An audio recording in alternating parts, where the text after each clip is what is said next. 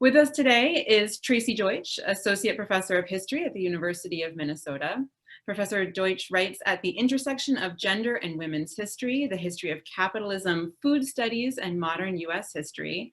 She has published widely, but she will be speaking with us today about two really path-breaking projects. First, her award-winning book, Building a Housewife's Paradise, Gender, Government, and American Grocery Stores from 1919 to 1968, and that was published in 2010 with UNC Press.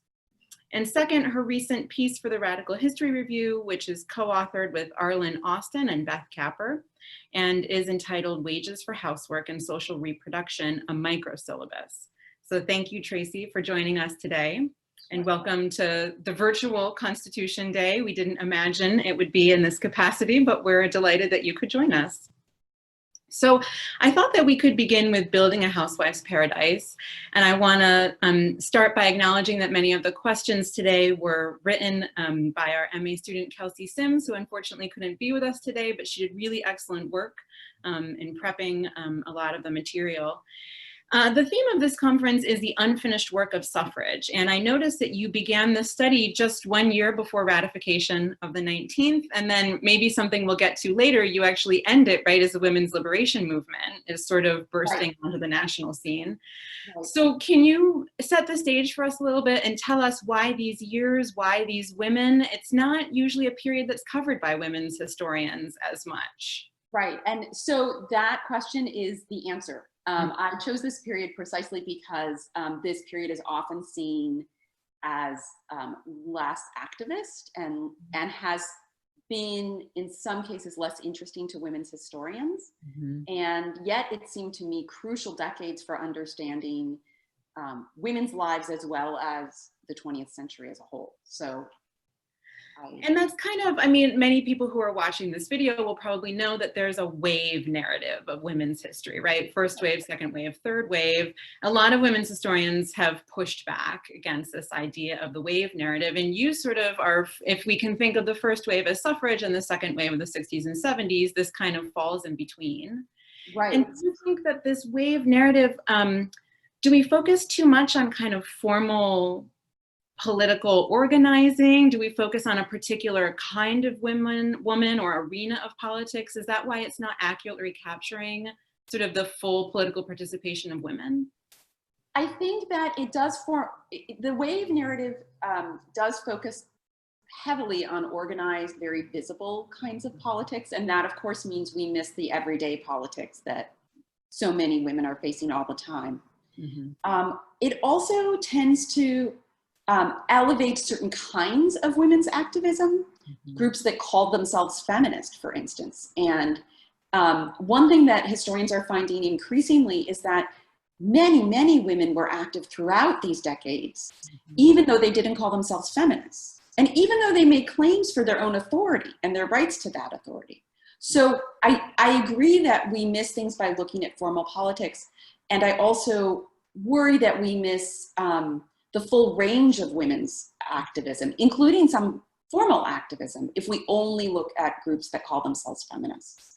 The other thing I want to say is that increasingly 20th century historians are finding the wave narrative sort of empirically not true, that there were women's organizations interested in women's well-being and seeing gender as a primary category when there weren't supposed to be. Right. In these in-between years. Right. Well, and I mean, famously, many of the suffragettes thought that the suffrage was sort of the first step, right? I mean, Alice Paul introduces the ERA as soon as the 19th Amendment is ratified, right? So there's the sense that it was supposed to be the start, one step in the movement and not sort of the ultimate coronation or culmination of all these years. Right. And so I wonder if you could talk a little bit about why grocery stores? So why this space? Who does it allow us to access that we aren't normally part of the conversation, or what part of their lives maybe does it allow us to see that aren't part of the conversation? So when I started the project, I knew I wanted to talk about two things. I wanted to talk about women's history and I wanted to talk about the history of capitalism. And to talk about women in particular, I felt strongly I needed to look at a space that was more inclusive than wage work. because women historically moved in and out of the wage labor market, and that the kinds of jobs they had differed enormously, but spaces of consumption were more inclusive of more women and more families. So I turned to consumption, and I should say these were also crucial decades in the history of consumption. The middle decades of the 20th century, from about 1920 until roughly 1970, are when chain stores, malls, all these things that we think of as absolutely essential to consumer history came into being. So I wanted to look at how they came into being and how that depended on certain ways of understanding women and controlling their spending. So that's why I chose this topic in those years. I chose grocery stores in particular because, frankly, they are still understudied, and yet they are some of the most, they were at the time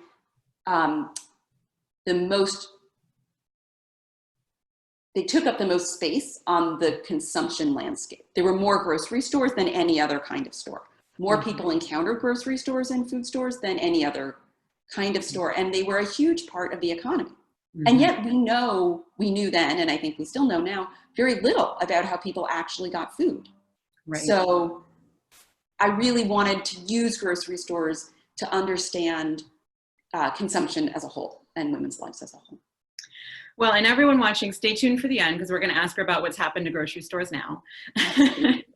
But, you know, again, something that sort of women's historians think a lot about, but maybe other people aren't as used to thinking about, is, of course, shopping is labor. And so you were very careful to differentiate that there is wage work, women who actually work for wages. Sure. You know, one of the things that happens in the 19th century and then into the 20th century where you study is that some with sort of formal women's labor is remunerated and some women's labor is not. So this is a space for women's work, just not work in the way that we come to traditionally think about it as a result of industrialization. Right, that's exactly right. And I think one thing I learned through that book was how much labor food shopping and food provisioning actually were. And how widely this was acknowledged and understood. That is something that has, I think, been lost to historians. But in the early 20th century, really up through World War II, people understood that food shopping was a task. It was work. No one expected it to be relaxing or mindless or joyful.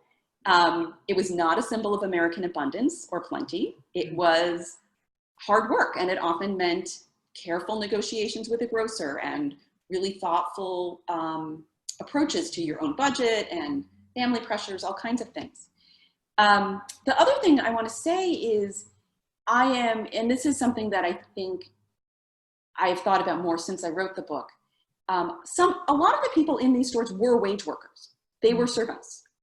And food shopping was part of their jobs. Interesting, yeah. And so I think we miss the ways that unpaid and paid work really merged in the spaces of grocery stores. Yeah. Although the women doing it were in very different positions, and I don't want to suggest that they were not, but these were spaces that everyone had to come to. Right, where all kinds of labor is meeting and mixing. Exactly, and all of it is crucial to human life. Right, and the development of capitalism. Exactly, yeah, right. Yeah. So when you think about these women and you think about them sort of negotiating individually and collectively, can you talk a little bit about how this becomes a political space or a politicizing space, right? So when we think about suffrage, we think about, you know, sometimes we think about women's unionization, sometimes we think about them joining movements like the temperance movement or the suffrage movement, but here are women as consumers being politicized, you know, and did it serve as a jumping off point for some of them to then become more overtly political, or is this a different kind of political organizing we need to recognize? Probably both, maybe both. Right, right. Yeah, okay. Right. Yes, both and. Mm-hmm. Okay. So some kinds of activism around consumption actually drew on a much older political tradition that was not linked to suffrage at all, which was the tradition of bread riots and women's right to be treated fairly and to pay a fair price. Mm-hmm. And that's a very old political tradition that was explicit in things like protests against inflation, which emerged at the beginning of my book. The late 19 teens and early 1920s were a period of dramatic inflation. There was a lot of popular activism against inflation, and those activists were not necessarily asking for the right to vote. They were trying to exert direct pressure on grocers and the food system as a whole. Over time, some of the people who had been active as consumers came to see the state and government as places that could play a more active role in regulating the marketplace and give consumers as an identity a political space. That, in fact, we don't talk about this much anymore, but in the 1930s, consumers were represented on a lot of the New Deal agencies. There was a position for a consumer to be represented. And many of those people who were engaged in the formal politics of consumption through the state had also been active in women's suffrage and continued to see women's political participation as important to economic change. And I wonder, I mean, what's interesting to me, this is sort of part and parcel of the narrative of progressivism, right? That the state begins to expand its purview and the ways that it can intervene positively in the life of citizens. This is also sort of maybe a preview of the second wave where people think the personal is political and that sort of the house itself as a unit becomes, well, I don't want to say politicized, but that there's a lot of conversation going on about sort of women's personal identities overlapping with their political identities. Did these women in these stories, did they present themselves as mothers and as wives, or did they see themselves primarily as consumers? So this is such an interesting question because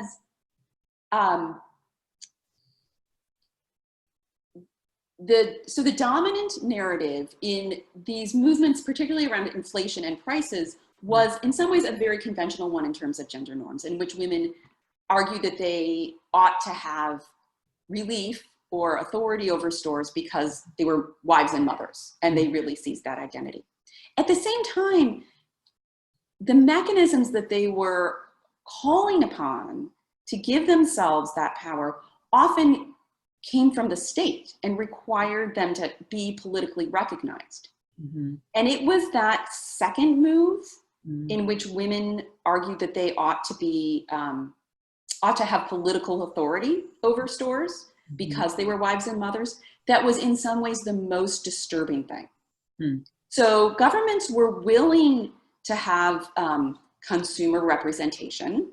And there were things like, I don't know if anybody reads Consumer Reports, but the organization that started that magazine emerged from these movements in the 1930s.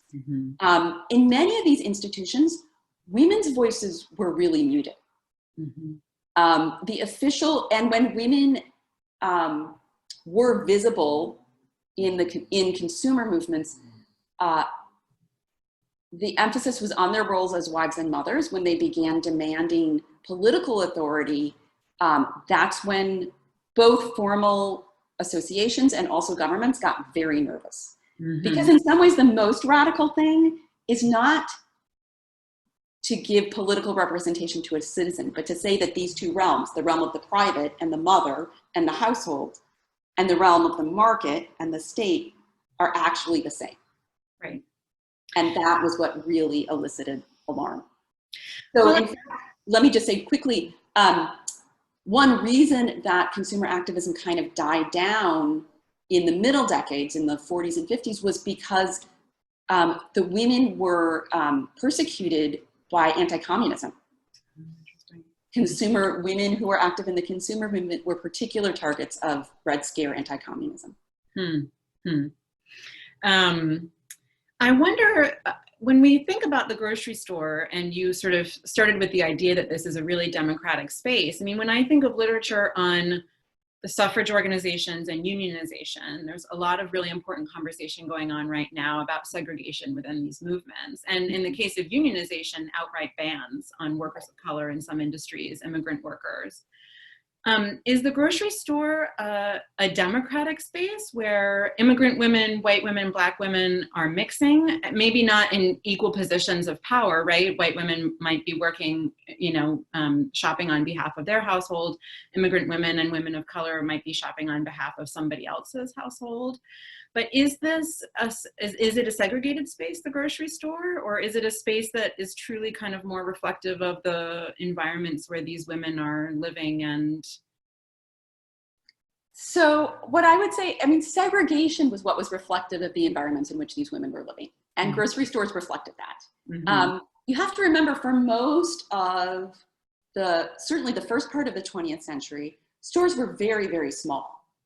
So they served very small communities that were not necessarily entirely homogeneous, but often pretty predictable in terms of class. These really large supermarkets that we imagine as bringing everyone together, those really didn't emerge until much later.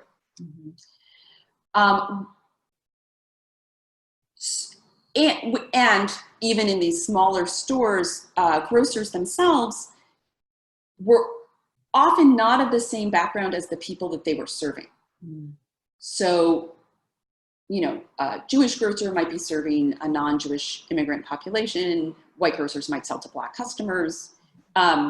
These power dynamics, one of the things I like about grocery stores as a historian is that you can really see these dynamics on display in a very contained space. So there's spaces where a lot of the through lines of the 20th century intersect. Racial hierarchies, gender hierarchies, concerns about religious observance, state authority, all of that comes into play. What is democratic about them is the ability of customers to kind of exert leverage, and of grocers to try to exert leverage. So there's all these ways in which customers negotiate and grocers negotiate back, which doesn't mean it was an equal playing field all the time. There were really complicated, well, I shouldn't say complicated, very clear hierarchies around gender and race.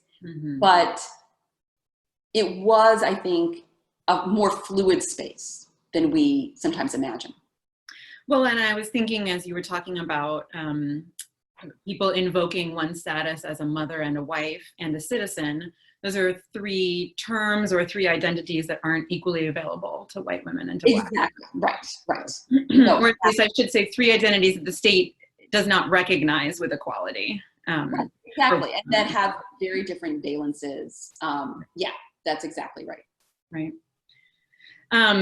Well, I remember giving the ghost away here when I was a student at the University of Minnesota. We had Dana Frank come speak. And one of the points that I remember she made such a long time ago was that women's labor in shopping was as valuable, if not more valuable, for the household as a whole. So if a woman went to 3 grocery stores instead of 1 grocery store in order to save $1 or $2, she is producing as much money for the home as was her husband, who could have worked an extra 2 or 3 hours in the factory. And so I guess I'm looping back to this kind of idea about work as we maybe transition into wages for housework, but just the idea that women's shopping was a productive labor that was as important not only to the household, but to capitalism as a whole. And so often invisible and unseen. The example I always use to my students, because I always have a couple of young students who are obsessed with the mad coupon clippers we see now, those TV shows, right? And it's like coupon clipping is labor, right? I mean, I have vivid memories of my mom every Sunday spending an hour like patiently clipping those coupons. That probably dates me a little bit. I'm not sure how much people do that anymore. Now it's all click, click online. But anyways, that housework is laborious. Right. And productive. Right, and that, you know, I was also influenced by Dana Frank's work in this book, and in my own, and that sort of helped me recognize what I was seeing in my research, which was the sheer amount of labor that food provisioning can be, has been and can be, and also that it is economically valuable. It is key, particularly around food, it's key to households' survival.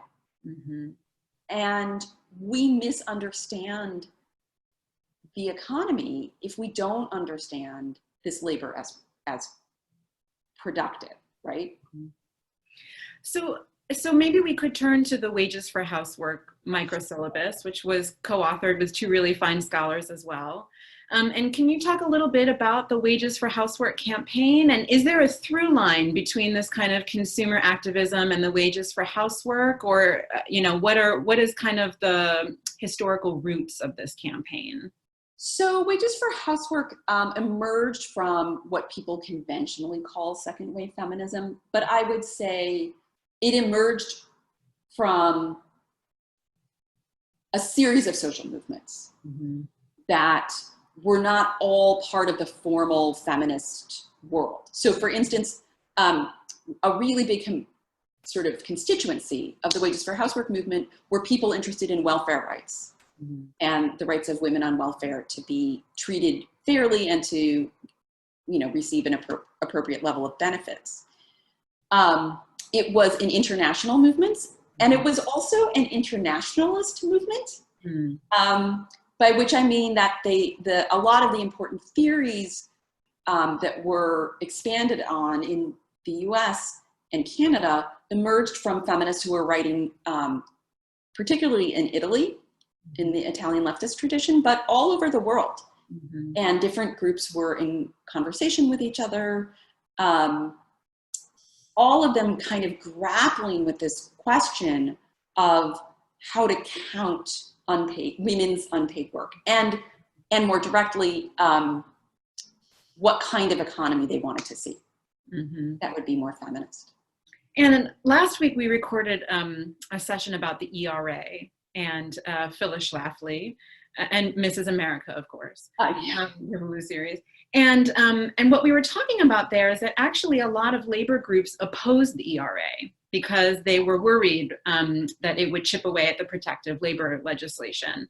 Were labor groups supportive of the Wages for Housework, or is there a similar concern that paid labor will be undermined by this recognition of unpaid labor?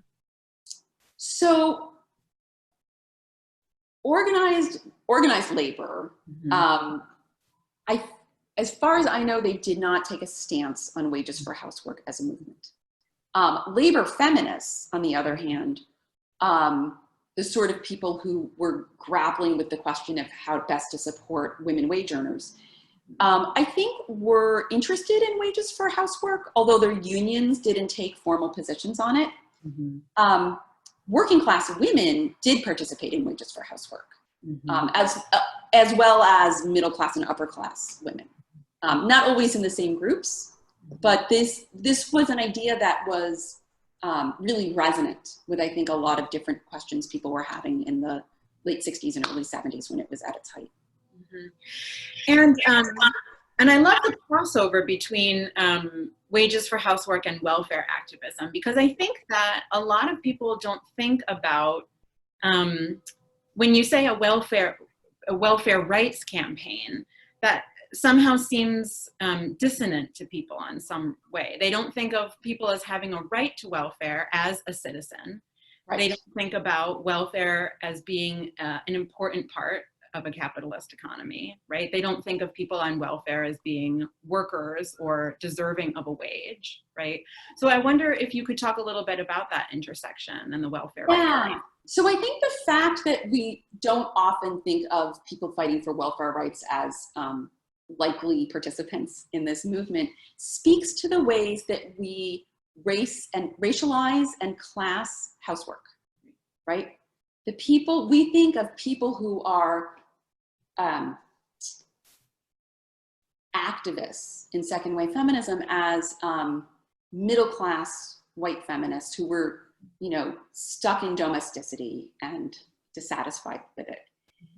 In fact, many poor and working class women were also struggling, sometimes in different ways, with the rigors of housework and childcare and keeping up, you know, all the kinds of issues that keep people alive, right? That we categorize as unpaid labor. But they were more dependent on the state than middle-class women. And so their demands for welfare were really demands to be able to parent and have the autonomy that other women had, right? But in the ways that both people at the time and also historians categorize women's lives, we see them as not linked, right? We see particularly women who are on welfare as having very limited purviews in some ways that I think doesn't do justice to their analysis of the issues they were facing. Right. I mean, that links back to our previous conversation about who has equal access to the term worker, citizen, mother, wife. Right. And I would add consumer, right?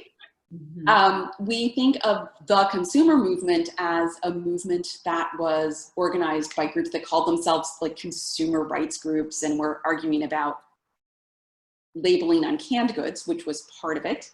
But African-American women had been making demands at the point of consumption for decades. And often these spaces of consumption were really important political spaces to African-Americans. And yet in the conventional historiography, we don't think of that as part of the consumer movement. And I wonder, the second part of the title here is and social reproduction. And so I wonder for our viewers, if you could break down just what social reproduction is and how and why we should be thinking about it. Yeah, so social reproduction refers to the ways in which we survive not only as individuals, but as social actors. So for instance, the reproduction of the ability of children to grow up and be members of a family, of a household, of a community, of an ethnicity, of a religion. And that is, as well as to sort of be reproduced physically, right? And that is the work that is often unpaid or poorly paid, right? That kind of work is often discounted, and it's either unpaid and assumed to be something people, especially women, do out of the goodness of their hearts or natural instinct, or the people who do it are considered it's not work you need training for, it's not a profession, and so it's poorly paid. Right. Well, and so much of the conversation now, and these workers don't necessarily need to be protected amidst the pandemic. Exactly. Yes. We had another panel where we were talking about, I mean, these childcare centers. It's really interesting to watch this conversation about schools unfold, and there doesn't seem to be this corresponding conversation about childcare centers. Right. And perhaps part of this is because the people at childcare centers are not represented by unions typically. Tend to be women of color disproportionately, and are seen as somehow less skilled than teachers, and so their work isn't considered as valuable, and therefore is not really as protected. Right. I think that that's true. I mean, I think that could be true. I also think that we think of childcare centers as something that young children need, and so that work is somehow magically just invisible to the media, right? None of the work that happens in childcare centers, none of the work that happens around childcare is particularly problematized or even treated, right, in policy discussions. Right. And I mean, partially when that kind of work is done in the home by mothers, it's considered, I mean, of course, people love their children, right? But it's considered a duty, it's considered a privilege, it's considered sort of what women are biologically programmed to do or what they want to do. And so therefore, once again, not really seen as labor. And then when we see it outside the home, it's not presented as skilled labor, right? I mean.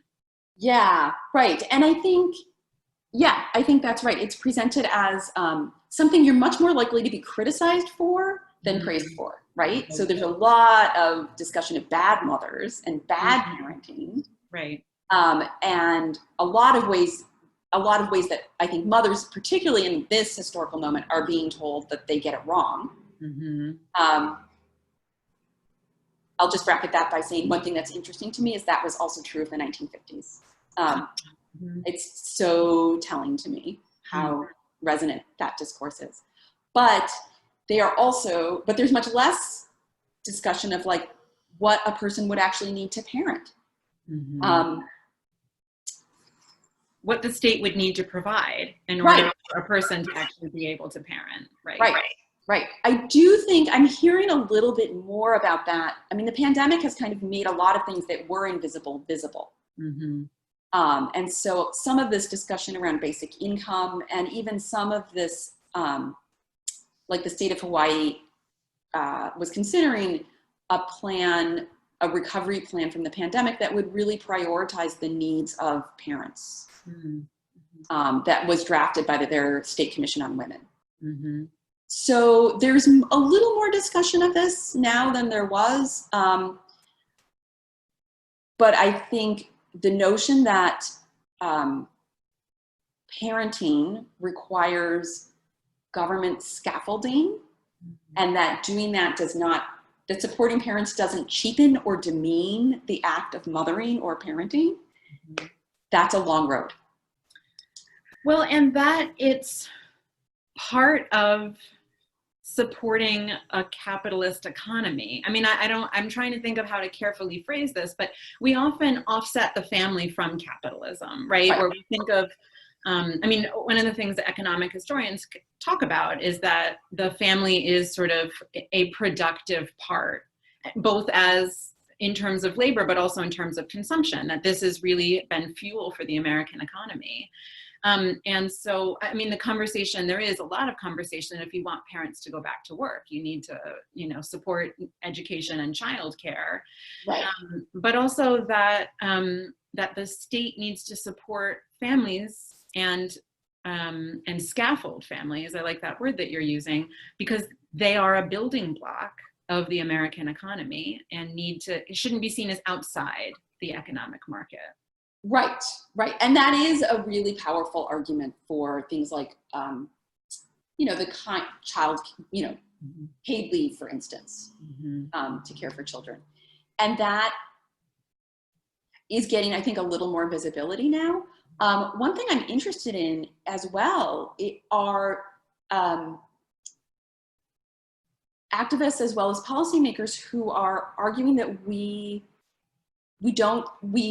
support people because they are humans rather than because they produce for the economy or might potentially produce for the economy. So one of the really interesting things that I think has emerged very visibly during the pandemic are these like networks of mutual aid that have sprung up, as well as I live in Minneapolis, and so the uprising has been hit particularly close to home.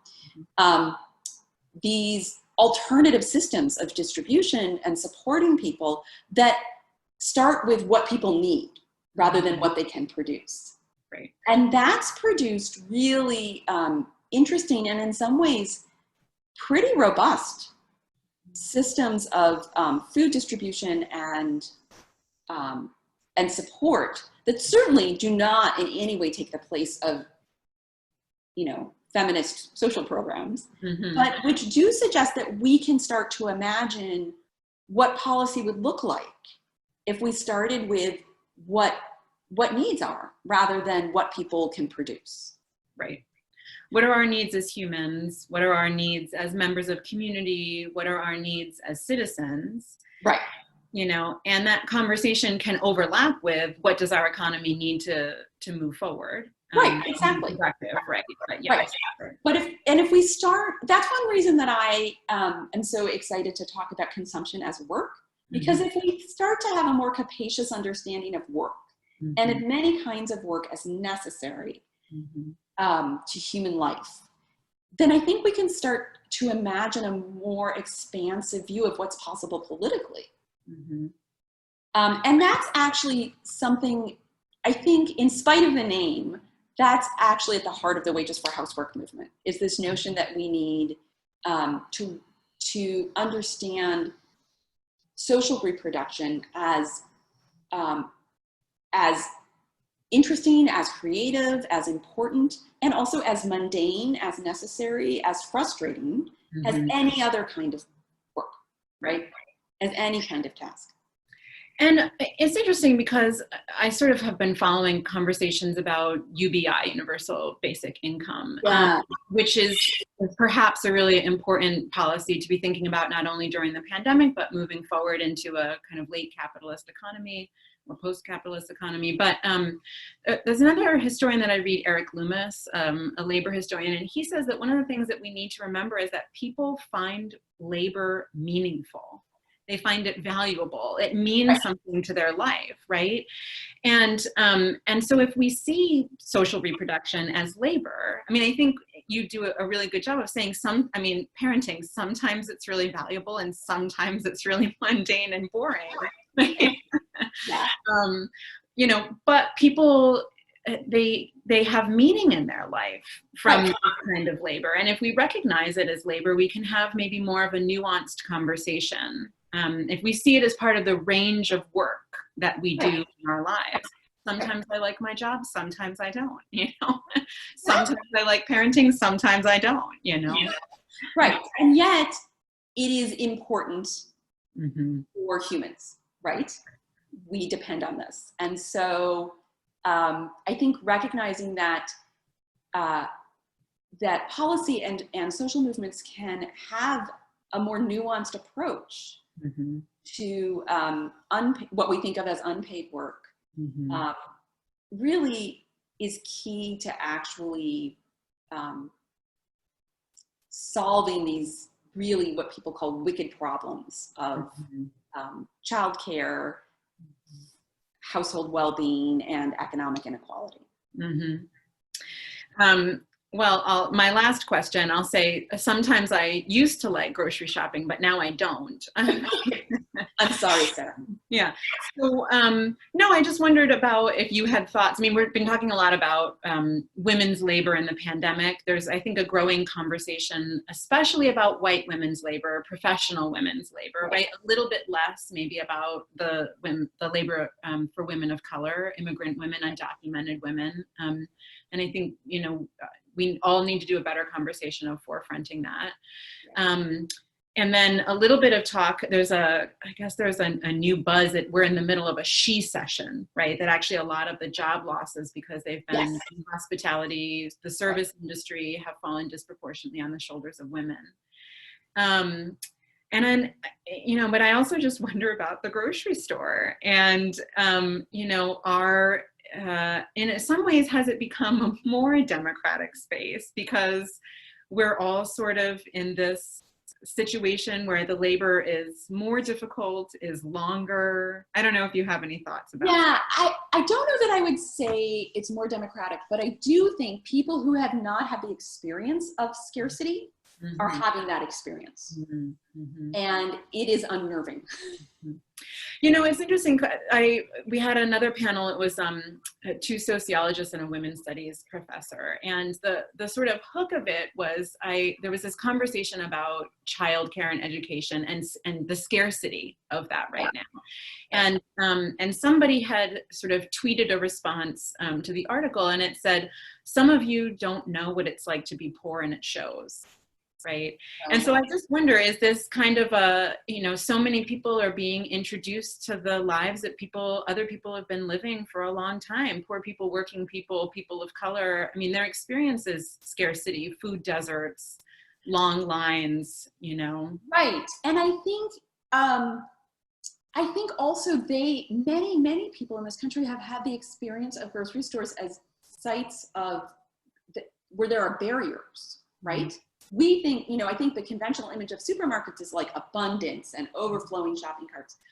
But if you are using WIC or SNAP benefits, or if you simply don't have very much money, or if you are shopping for someone who is ill and on a limited diet, or if you are trying to maintain a religious or ethnic identity that is not reflected in the food systems, for all of those reasons, food shopping is about being excluded, right? It's being told that you don't fit the model. And that, and yet that history is muffled, right? That part of food shopping has been muffled historically. And the pandemic has given made that experience broader, where, they're rationing toilet paper or milk or whatever it is. I was chatting with a friend in the early days of the pandemic when it was really quite difficult to get a lot of things. And I said, this is hard, but there's a little part of me that's like, this is what I've been saying. These grocery stores have always been places of really hard work for many people. And the sooner we understand that about our food system, the sooner we can really address issues of inequity and health. Right. Well, and just to sort of maybe end with a transnational note, I mean, this is also experience for people all over the world, right? And Americans, Robert Frame, who was in the program with me, he talks about in the 80s being in Guatemala and going into a grocery store and then coming back. And one of the sort of most traumatic things for coming back to the United States was walking into a grocery store and just contrasting those two experiences of total abundance here and scarcity, either sort of real scarcity or, in some places controlled or produced scarcity for people. And so, not only is this an experience for many Americans, that has been hidden or muffled, as you said, but this is an experience for so many people around the world, even at the same time that their countries produce food, there's this engineered scarcity within their own economies for them not to be able to access this food. Right, exactly. And again, I think that seeing food shopping and consumption as themselves labor sort of makes that more visible, right? Because then you can see that kind of labor as different from, but on the same spectrum as the labor of going to Costco when you have a lot of income, right? It's a different kind of work.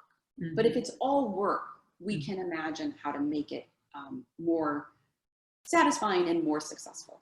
Right. Well, great. Thank you so much. This has been a really wonderful conversation. And I look forward to sharing it with our Constitution Day audience and also with my U.S. Women's History class, which I'll be teaching in the fall. So thank you, Tracey, for joining us.